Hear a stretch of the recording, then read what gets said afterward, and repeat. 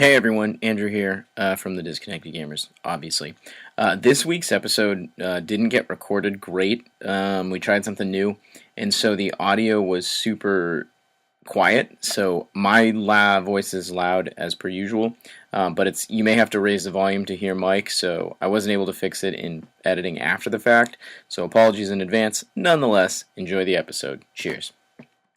What's up, everybody? Welcome to a very special episode of the Disconnected Gamers podcast, because this is the first time that Mike and I have literally been in the same room to record the episode. It's going to be a lot easier that way. Yeah. So, I am one of your hosts, Andrew, also known as J-Bond. With me, as always, this time literally 4 feet away. It's your boy.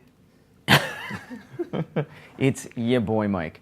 We are here in San Antonio, Texas. It is actually PAX South 2018. Day 2 has just ended a few hours earlier.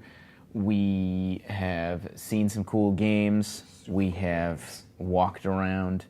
This is my first PAX South. I've not been to PAX South. It was the one that I've just not been to. And it's different. Right. I'll start there. I'll start there. From my experience, it's much smaller than I thought it was going to be. And what's funny is I talked to a bunch of other people that have booths. I talked to people yesterday, I talked to people today. And everyone said the same thing. This is much smaller than it was the year before. They said a lot of people who were going to be here at the last minute decided to pull out. Which kind of sucks. Totally, 100%. It's weird that Sony doesn't have a presence, and I don't know if Sony did last year or not. It's weird that Microsoft's presence is basically the Mixer booth, because I think Microsoft owns Mixer. But there's no Ubisoft, there's no Nintendo. Nope. So it's just different, right? Mm-hmm. And Alienware has a booth, but it's not as big as the booth they had at East or West. Mm-hmm. So for me, coming into this, it's a little underwhelming because I had higher expectations. Mm-hmm. And maybe I'm a little bit spoiled because East and West are more established, they've existed longer. Mm-hmm. There's definitely that part of it. There's usually a huger presence at East and West, too. So...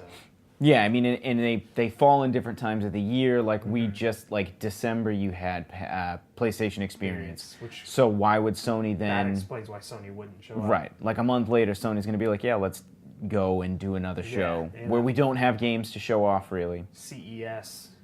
Is it the same? It's literally in Vegas right now. Then that's basically why, too, then. They're probably there promoting the TVs and all that. Cell phones, whatever. So that's strange. I mean, it's not... I mean, would Monster... Well, I guess it's Capcom. Right. But, I mean, would that technically fall under Sony? I mean, to me, it does in the sense that Monster Hunter had a huge presence at PlayStation Experience the year before. Right. And then it was also at PAX West as well. But I think it was at the Sony booth. Maybe Capcom had their own thing, and I just don't recall. It's not fresh in my mind, but to me it seems like it's more Sony that's putting their stake behind it than somebody else. Right. So that was a little interesting. Saw a bunch of interesting stuff. When I first got in, I didn't even do the media hour. Because I've just had such... leading up to PAX has been not one of the most stressful weeks I think I've had, but one of the most intense work weeks in the sense that I was working basically every single day up till PAX for a week in different ways. I was doing some freelance stuff. I was doing my regular job. I was helping out with a project with my brother, and it was just never had time to do anything. And then I had forgotten about the project I was helping my brother with, and he texted me and was like, hey, so Monday you're free, right? You said you were off work. And I was like, fuck. because I thought I had that day to go just relax and not have to do anything. Right. I was wrong. Whoops. So I got in from the airport, got to the hotel, whatever, and I literally just like passed out. Then I woke up, went and got my badge, came back, and the next day, the first day of PAX, if you're not familiar with like the media badge process, media usually gets the first hour before PAX opens on the first day. So on, PAX West, PAX East, and PAX South, the Friday the show opens at 9 a.m., you get to go in and see stuff in advance of everybody else, which is nice because it gives you an opportunity to more of a face-to-face. Well, not even so much that, but like things you couldn't get appointments for, you can go. You've got an hour to go try and see it, right? Which is better than nothing. Yeah. If there was something you really wanted to see, basically. True. And I was so exhausted from the past week, and my flight was delayed out of Boston, and then I had to drive from Austin to here to San Antonio. And I was like, you know what? I don't care. I'll skip it. And I don't think I missed out. Like, I don't think and that's the one thing, like, that's the weird part about PAX South, that I feel like it's so low key that I didn't feel like I lost time by skipping that and just sleeping in. Right. Nah. Yeah. I totally understand that, because when you explained it, I was like, Because when I think of PAX, I think, okay, it's going to be large, it's going to be big, there's going to be a presence from everyone. And then you go in there, and it's not small. Like, no. There's still stuff to look at, but it's not what you would think. Right. For your, especially for your first time, or if you've never been to a PAX, for me at least, I think of the bigger picture. I still liked it. Yeah. And then and obviously we have tomorrow. Yeah. Some of the people you get to meet and talk to, or even just walk by, like, you still see some cool stuff. So, yeah, in perfect example, we were walking by one booth, and we decided to stop and take a look at it. And the game is called The Messenger. The studio is Sabotage. They're out of Canada, and that game was fucking sweet. Like, we sat there for like 15 minutes watching somebody else play, and then I was like, shit, we have no time. Like, we have to go check out another game. So I got to play for like 5 minutes, and then we went, saw another game, and then went back, just saw it, had another appointment after that, then came back to play it so that you could play it. And like, what's weird is that he didn't, like, when we first were watching, he showed the kid in front of us how the game had all these, like, cheat features, and there was, like, 16-bit versus 8-bit, and you could, like, toggle it on and off. But it didn't seem like that was a thing that actually mattered in the gameplay. It was just a thing you could do if you wanted to. Yeah. I think you're just kind of showing off, like, just so this is what we're gonna think of. But I remember he had told you or another kid, he said, this is just the premise, this is what it looks like, but we're going in a different direction for the full release. Something like that. So I'm intrigued to see what they do with it. But, if you love Ninja Gaiden or anything like that, you're going to love the Messenger. Yeah, or just like old school platformers in general. And like, it's a love letter to those games. Yeah, and the controls were so tight that was even coming as a... like, speedrunners were playing, because that was what he had mentioned. He'd mentioned that speedrunners were playing the game because you can just go for it and play it so fast. So I think that was just kind of a really one of those moments where, like, I did get emails about the game, and it kind of clicked in my mind when we were watching it that I was like, oh, this was that game. Yeah. And I'm glad we stopped to check it out and went back. And my guess is I'll probably have time tomorrow. I'm going to go play it again. Go play more, yeah. There was obviously JC's game, Ask an Enemy Studios, a dual-hand disaster tracker. I've talked about it before. We did a mini podcast at PAX West talking about the game. Obviously, like, he's got it playable on the Nintendo Switch here at PAX South. That was really sweet. On the Switch. Because I was talking to another person at a different booth, and it was, This is gonna bug me. It was I don't remember. I can picture a lot of stuff happening at the booth. But we were talking about the Switch, and I was talking about how there are so many games that when I see them, my first question is this coming to the Nintendo Switch? Which is a huge departure from when usually I would be like, is this coming out on the PlayStation 4? Mm-hmm. And like where I've seen all these games kind of shifting is that like if it's an indie game, I'm more excited to play it on the Switch than I am on the PS4. Right. Which is a weird thing to be like, as a person who pretty much primarily plays PS4 and kind of stopped playing my Xbox ages ago. Yeah. It's neat that I'm getting to see all these games that are coming out on the Switch. Mm-hmm. You know, right. Clusterpuck 99, that was another game we played. Yeah, that was fun. You know, it's local multiplayer only, which is a bummer. Right. But it means that I'll probably play it at work. Yeah. Right? Like, I'll bring it to work, pop the Joy-Cons off, be like, who wants to play me in a match? Right. We'll throw in some AI. Yeah. You know, or I'll grab, like, the part is, like, I don't want to drop another, because Joy-Cons are what, like $80? $80, yeah. I don't know that I want to drop $80 just to have a second set with me when I'm at work so that I can play with 4 people, but I might. Yeah. Like, that's how much fun the game was that I would want to play with more people. They said it's up to 8, right? Yeah, you can have up to 8, so you need 4 sets. Jeez. Or you know, exactly. I'll tell my coworkers, hey, bring in your Switch so I can borrow your Joy-Cons. Yeah. Or just bring your Joy-Cons, yeah. Which that's totally cool too. Yeah, it's still another viable option.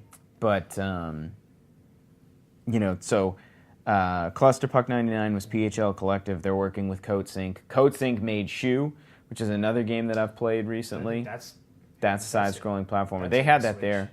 Yeah, that came to Switch, and that's a really cool game too. I had seen that at West and East. But like Clusterpuck 99 was awesome. That's like, to me, that's just like a very simple game that I'm happy playing. Like, I would be happy playing with a bunch of friends. Mm-hmm. And the fact that I can play it on the Switch is cool. Right. I'm concerned about what it's gonna look like on just the Switch display itself, not docked on a TV. Oh, right. Yeah. Because having to pair a million Joy-Cons would be weird. Right. Which brings us to when we were talking to Andre at The Last Encounter, that 4-player game, and it's coming to the Switch, but it was like, well, it's a twin stick, so how do you do a twin stick with a Joy-Con? That's a really interesting... It's kind of like a really interesting problem to solve. So, well, what do? Do you dock it and use Pro controllers? Yeah, you have to use the Pro controller. Right? Yeah. Do you dock it and one person uses the Joy-Cons and the little grippy thing and another person uses a Pro controller? Right. Or is that just... you know, like how does that work, right? Like on an Xbox, on Steam, on PS4, like that's fine. You already have multiple controllers. Yeah. But that's a kind of an interesting conundrum. Yeah. Hopefully they. Because like even if you were to think about it, it's almost like when I think about how the Sega Nomad was, because the Sega Nomad you could plug in a second controller, but like at the end of the day, the first person playing was holding the screen, so it's like you have to hold the screen awkwardly while you're pushing the buttons so that somebody else can look at the display.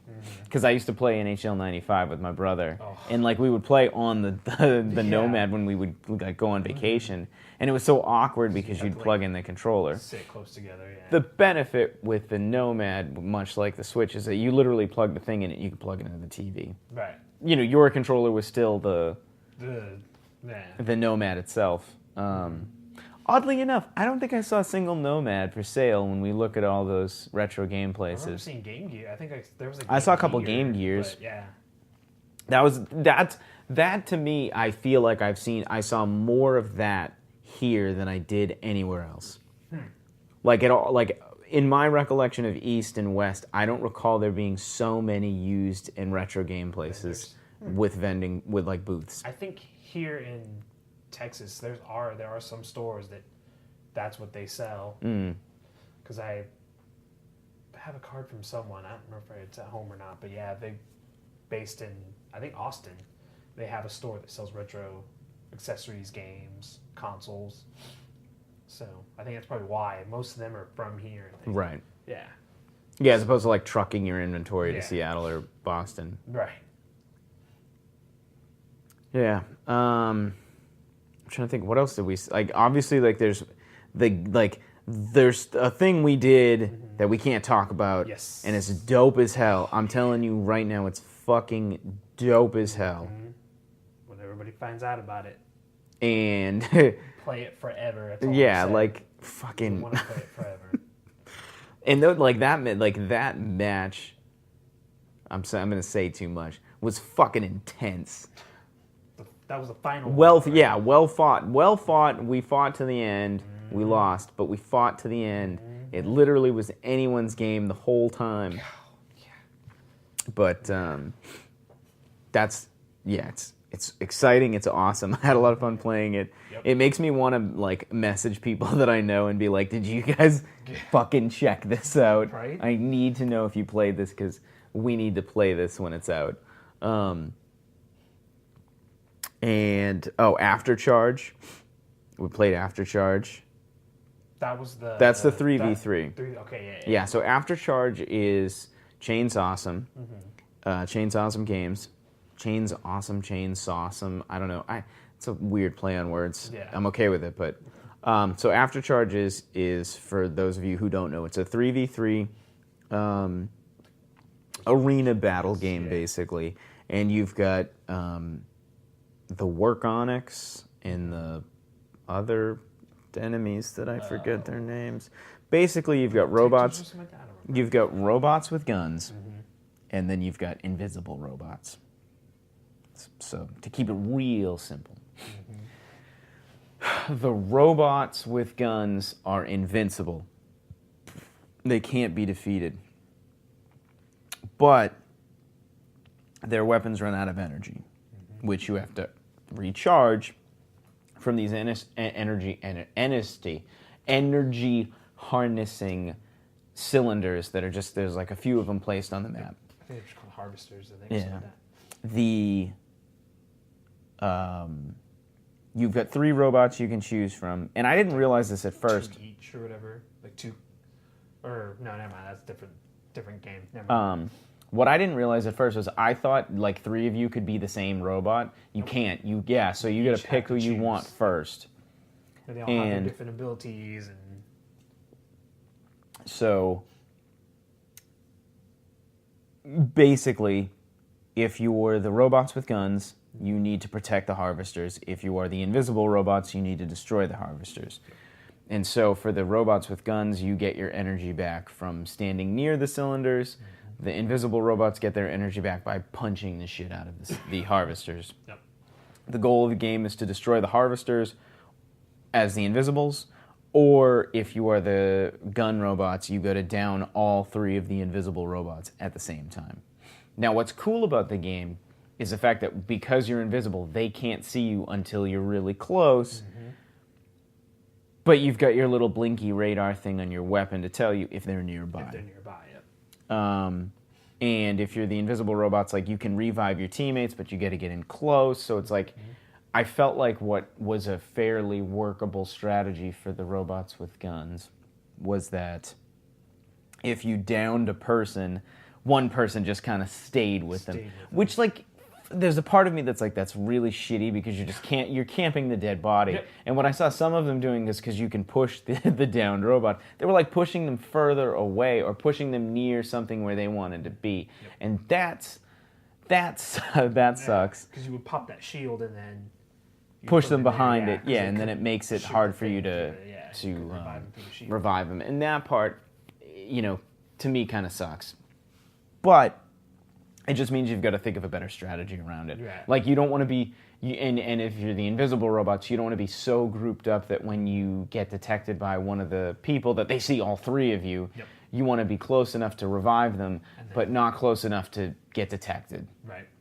And at the same time, you still need to be, like, whittling down on the harvesters because you need to break them all down. Yep. And then it becomes like once you get to the last, because this was one of the matches I watched where like they got to the last harvester, so naturally the 3 robots with guns, they literally just stay attached to it, which means you effectively have infinite ammo because you're constantly charging while you're shooting. Right. And the robots that are invisible, it's like, oh, cool, so we have to basically just charge you while you're literally just laying down an infinite amount of fire and like punch you to knock you away and then punch the shit out of the harvester. Yeah. Or the one team we watched, I mean, he did not revive his team, but they essentially were decoys, and he would just go destroy harvesters, revive, go destroy harvester, revive, and and that worked. Won the game for his team. It's just a risky move because if you get down and you've got no support, you don't want to play with your 2 teammates being down like that. So I get that. That part is. But it's fun. But for me, it's fun because the matches are so short that it's very digestible. I don't have to. I'm at the point where I don't. 30-minute match. It's not even so much that I don't want to play a 30-minute match, but I feel like I don't have the amount of time to sit down and play games like I used to. So if I can jump in, play a few matches of this, win or lose. I can feel like I've accomplished something. I might learn some skills. I might, have a couple good matches and then be like, all right, cool, I'm out. Yeah, balance. Yeah. And I don't feel like I'm tied into needing to play. Right. Or whatever. So that one's going to be exciting to see when that finally launches. Because that's going to be Xbox and Steam, which is nice. So now we're getting to the point where I might actually, and this sans PAX South related, but I might fire up the Xbox again. I might give the Xbox the old. Just another reason to play it. Yeah. Because basically you've got PUBG out on Xbox now. You've got these other games coming to Xbox. I already have a bunch of Xbox controllers, and it's just like, do I spend the money and invest in Xbox Live, because now you're looking at, you've got Xbox Live, you've got PS Plus, and now whatever the Switch fee is going to be to play that online. Yeah, so just gonna jumble through different. It's tough. Thanks, online services. I mean, I don't hate. Like, I'm not hating on it. Like, you have to spend the money at some point. And people, like, I had somebody who was like, they just got a PS4 and they were like, I didn't have to pay when I played PS3, and it's like, well, you do now. Yeah, you do. So get over it. Yeah. Trying to think what else we did at PSX PAX South the past 2 days. I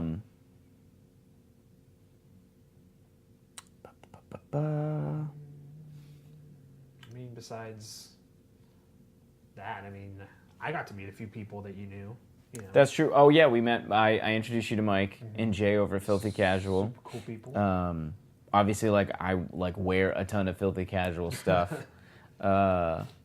Today was no different. I was wearing 3 Filthy Casual items, and so I've always loved repping their stuff. Anyways, right. Solid products too, because it's comfortable as fuck. Yeah, it's comfortable as fuck.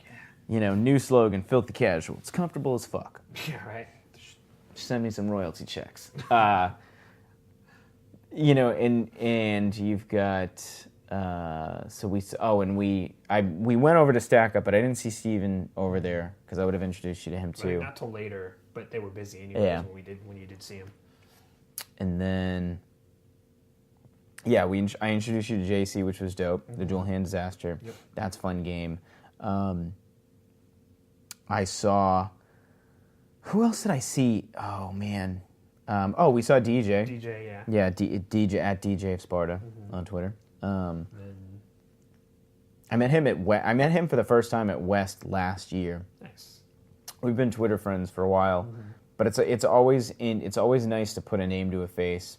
And what's cool is, and I feel like this is a thing that kind of happens a lot, is that at every PAX, I meet somebody that I've known for a while for the first time. Right. And in this instance, it was you. Yeah. Because obviously, we've been doing this podcast forever. ever. Right. Kept saying And going to PAX, you know, going to as PAX. inconsistent as it is, let's be real. The last podcast was in November. Yeah, nobody paid attention to that. And yeah, so like I'm trying to think of who it was that I met at PAX West for the first time, but there was somebody I met at PAX West that I've known but didn't. Okay, I know it definitely wasn't Avery, because that was. That was PSX, wasn't it? No, I met him at PAX West, Oh, but you that did? was Oh, okay. last PAX West. Oh yeah, 'cause I like think 2 he went- PAXs That was when he ago. went with Ubisoft. Yeah, he was with Ubisoft, so yeah, that was cool. Got to meet him for the first time. Because I thought it was PSX. Or did you see him again at PSX? I don't think I saw him at PSX at all. I thought you did. I don't think he was there. Or And obviously, like I was skipped that this when he- PSX. I think that's when he met Josh and Esteban. Maybe, I don't know, Right. something like that. Yeah, it's like I met Josh and Esteban at PAX West like That was I think, the 2014. second time? Yeah, it was like the The second he time. went. That was the first time they went. So like in that part of PAX is always the best part, right? Right. Like being able to hang out with people that do the same thing, because obviously, like depending on where you are, you don't get to go to these events. Right. You don't have like this giant, massive group of people who always want to play games with you.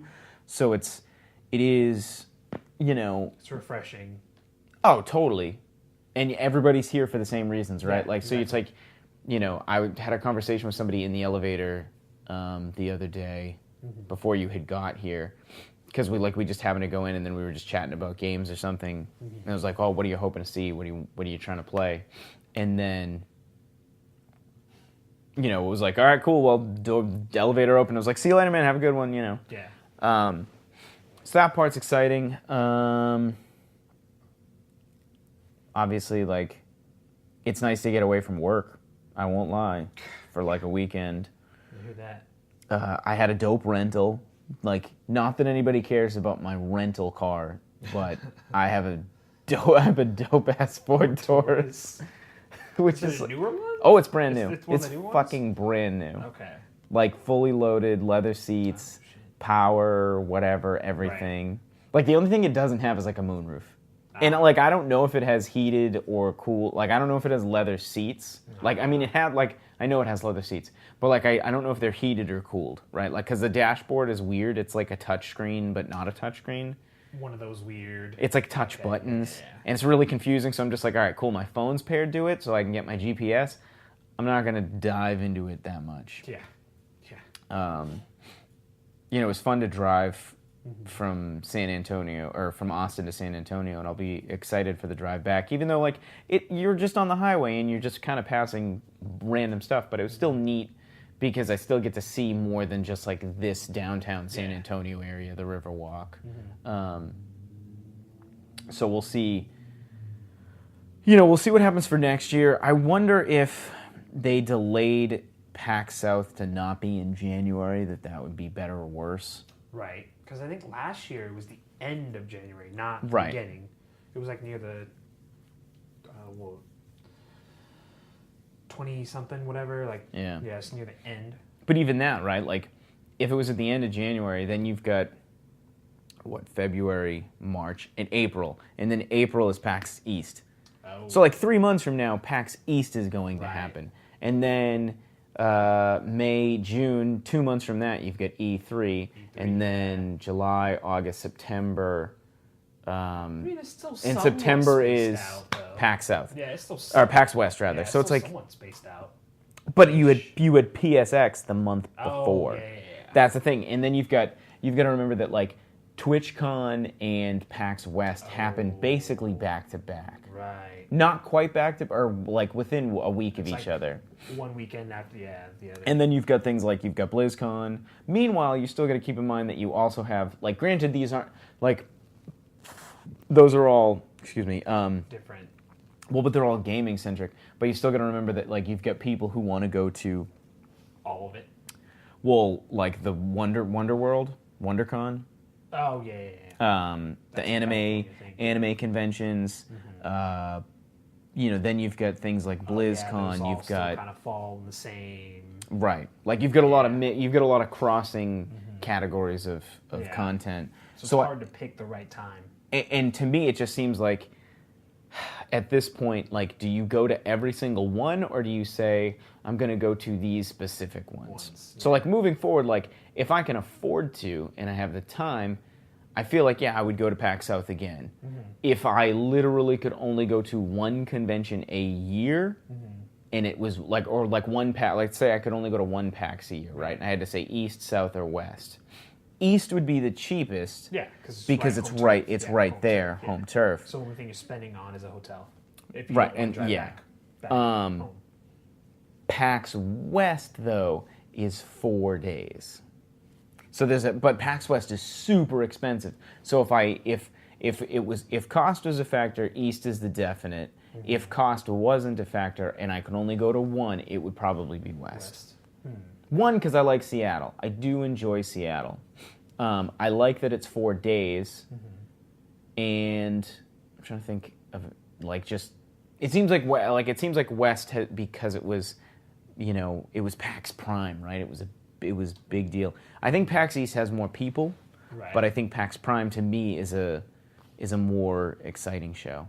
But at this point, like nobody. They do more. Like at this point, like any of those giant announcements you thought you might get, like those happen at E3. They're gonna happen at like the PlayStation Experience, or Microsoft is gonna have like the Microsoft conference show at E3 or something like that. I feel like those moments where major announcements happened at PAX are gone. Yeah, because now, especially if you have your own show like PlayStation, Right. you just save it for that. Yeah, or like E3.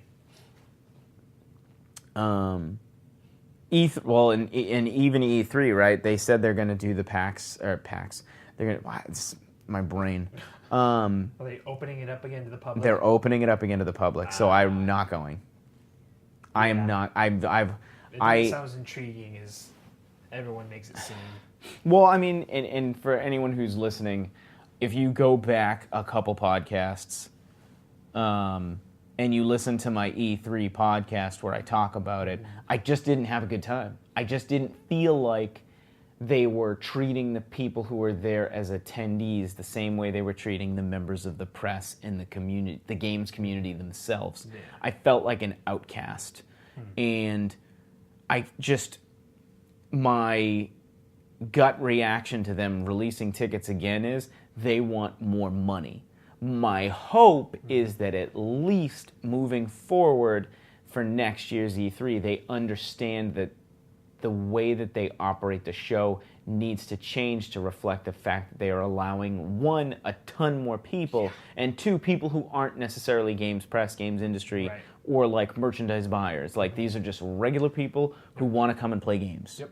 And I think that if they can do that and do it well, then cool, not a big deal, happy to go. Yep. But I have this suspicion that in a year's time they haven't figured it out. Not for any reason other than I'm just so hesitant to invest that kind of time and money. I think if that was the case, what I would do is either two shitty options. Shitty option number one is not go. Yeah. Shitty option number two is beg somebody to give me an industry pass. Right. So that I can at least, if the next year's version is they have different, like, I could get appointments or I could get into a different line so that there was like the press line and then the like everybody else line. So at least my line to wait wasn't as long. Right. And that's totally a sense of entitlement thing. Without question, absolutely, I don't want to wait in a giant fucking line. No. Not interested. No. Yeah, I don't think anyone especially when it comes to playing a game I'm going to probably buy anyways. Right. Yeah. Like realistically speaking, everybody at E3 who was in line to play Destiny 2 was gonna fucking buy Destiny 2. Yeah. Sad reality is that the game didn't really live up to its expectations. Yeah. It's a whole nother topic. And obviously, like we started on PAX South, where we've segued out into just conventions at large. E3 for me, it was exciting to go, and yet a super, super disappointing experience. Right. Well, because it used to be more, it was just industry only. So the only way we knew, is to watch the conferences. Right. You know. And everyone I've talked to that's in the industry, and like by everyone I mean like the 10 people I talked to about it, also the same thing. Like it's not the show that it used to be, and I think because times have changed and the way we get information now has changed, and things are given to us much quicker, so we have the ability to get tips and tricks and hints and teasers and things like that. Like we get that content like through the internet, through Twitter, through social media. It's less exciting, but it's just kind of like I just wish that you would have a show that kind of reverted back to what it used to be, where like there was stuff that you saw at E3 that we didn't hear about, that didn't break the news cycle. Right. And then all of a sudden it dropped and we were like, I just don't think that's happening. Right. Yeah. Third option for going to E3 is literally to go for the days of E3 or for that week to hang out with people before the show, and then go putz around LA during the day, meet up with people at night for drinks and dinner. Right, yeah. So you're still there, just... Yeah, like I don't actually attend E3. I'm just in California for the weekend hanging out. Yeah, that's one option. So that part that's like, to me, that's like a thing. I got to play it out. I got to see what's going on. I don't know that I'm going to do that. Test it the just seems like a waters. lot of money to invest to get nothing out of it from that cent. But you never know. Things could change. PAX South so far has been good. I'm really happy. I am a little bit underwhelmed because it's so weird to not see as many of the bigger names. Right. But again, it's just I feel like the timing of PAX South is weird. It's not as it hasn't existed as long, so I think maybe the attendee amount might be an issue. Yeah. And so, as it gets bigger, my guess is that will change. Right. But still, Overall, got to see good games. Again, like there's like the handful of games that I'm going to try and play again tomorrow. Right. Get in on some clusterfuck. Try to make it back on the leaderboards in a dual hand disaster. And what's neat though, and this is a social media thing that has kind of changed, is the ability to connect with the developers at the show has always been awesome, but like your ability to connect with them outside of the show. Like Aftercharge has their Discord up, Dual Hand Disaster has a Discord up, Nice. Stack Up has a Discord. Obviously that's not a game developer, but still an organization that you can work with. It's really neat that there are now all of these different ways you can connect with these people, and that I think is what makes going to these shows so exciting, because you get to have that FaceTime. You get the developer side of it. They get this feedback and they get this user base of players they didn't have before. Yeah. Right. I think it's also really exciting to see games that have not been played by people up to this point. Like The Messenger, as an example, to go back to that, he said this is the first time they'd showed it out of like a few small things that they did in Canada. Right. So that's super exciting to be like, awesome. So then you must be excited because like everybody that I saw playing it seemed to think it was awesome. Yeah. I didn't see anybody walking away from it being like, it's not my thing. It was, it attracted a certain type of people. People were playing it. They were really happy. They were like, this is fast and it's good and it's frustrating and it's hard, but it's fun. I think that's invaluable type of experience that you can get at these shows. So, and I like to see that and I like to be a part of it. Yeah.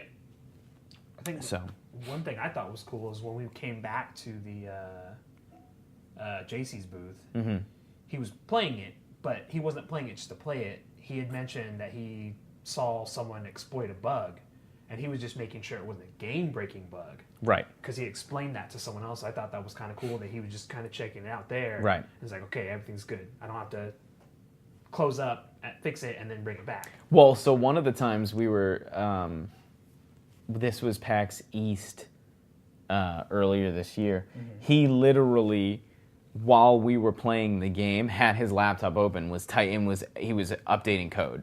Oh, wow. Because he was like, someone told me about this, and he's like, and I need to do it now, or either I'll forget or something. Right. And he was just like, but that's who JC is. Like, and he is so driven to make that game as amazing as it can be. And so his level of dedication is like fucking tier 7, you know? Right.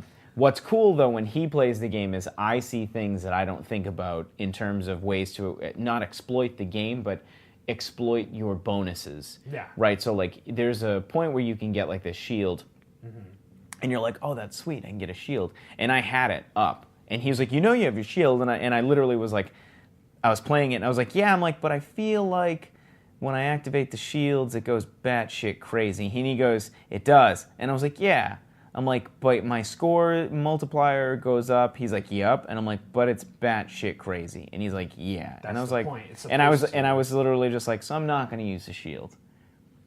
Because basically you activate the shield and the game goes fucking nuts because you have the shield, but your multiplier is up, but it's risky. So I don't do that. But I've watched Tim do it. I watched a couple of the other guys that were there playing it who were in the Discord. Yep. Because I always see their names pop up with like, oh, check out my high score. And it's like, and that part's, you know, it's interesting to see how they play the game versus how I play the game because they play way more aggressive than I do.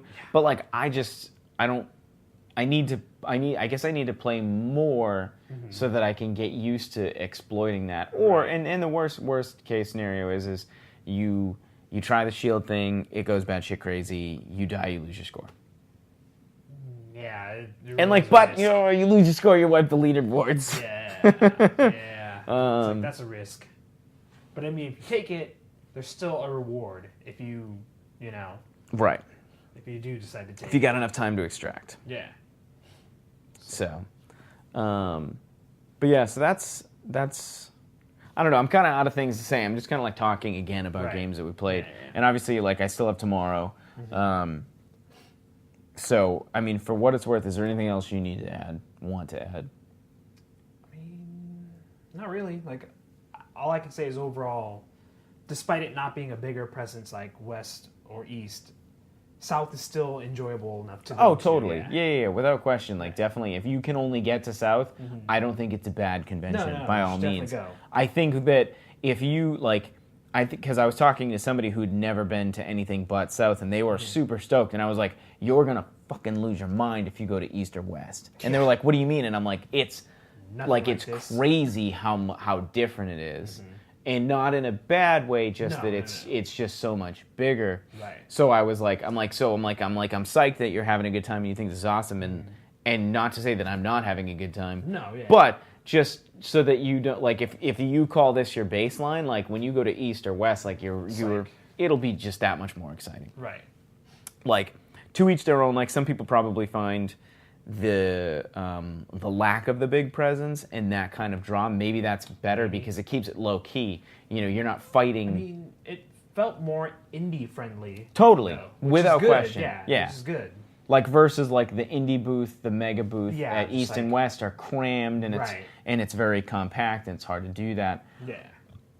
You know. More so people are going to go flock to those booths more than so check out like the indie stuff. Right. So I think that that's definitely advantageous of PAX South. But again, to each their own. Like, I just figured we would do this episode because this is the first time we've ever recorded an episode together, Special ass. and you know, it's day 2 of PAX South. Figured we could talk about things we've seen and saw, played, enjoyed. You know, and yeah. So again, if you have questions, comments, concerns, or you want to talk to us about games that you also saw at PAX South, you can find us on them internets at www.thedgcast.com. You can tweet me at SoAfterISaid. You can tweet Mike at mtong1, but don't follow him. No. No pity follows. Or you can tweet us at the DGCast, the podcast account. I don't tweet as much from the DGCast account. I do read them if people tweet at us. You know, obviously, like, my personal account is what tends to be the most prevalent because it's what I'm always logged into. as always, I really do appreciate everybody that pops in, listens, sends us a tweet, sends something on YouTube, thumbs up, thumbs down, either way, however you digest it. And, that's it. So that'll end episode 91 of the Disconnected Gamers podcast. And as always, we will catch you on the flip. And just your friendly reminder to lower your volume because you may have had it up super loud to listen to this episode. Again, sorry about that. We recorded it in the hotel room at PAX, and so I didn't have the same setup that I normally do, but I hope you guys still enjoyed it. If you have any questions, comments, concerns, you know the place to find us. It's on Twitter. It's the easiest way, at the DGCast. Let us know what you think, and we will catch you on the next episode. Peace.